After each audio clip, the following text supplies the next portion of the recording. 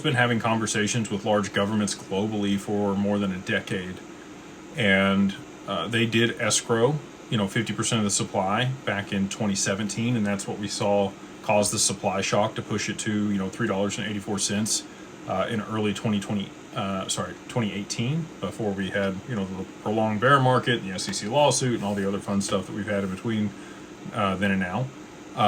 But they do still own, through their wallets and the escrow, a pretty significant portion of the total amount of XRP. I think it's around, 47% that's still in escrow. And they continue to roll that. Each month they get $1 billion out of escrow that's unlocked, and then they sell what they need to onto the market, and they re-escrow a portion of that.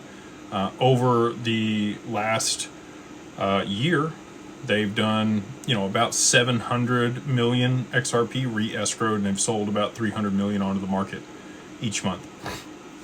So to your point, in the Clarity Act, it states that they will have, the way that it's written today, they would have another year in order to become compliant. They've been giving grace periods. We saw this in the Genius Act with Tether. They gave them a 3-year window to become compliant with the regulations, that they set out there for US-based stablecoins. So I think that they had that in mind for Ripple, that they would give them at least another 12 months, and other people as well. I mean, there's other foundations. Hyperliquid owns a large portion of their tokens. It's not just Ripple that isn't, that owns more than 20% of the supply for a certain token or protocol. Now, I am in agreement with you. My definition of decentralized is actually, and I believe that the XRPL is decentralized, and for this reason.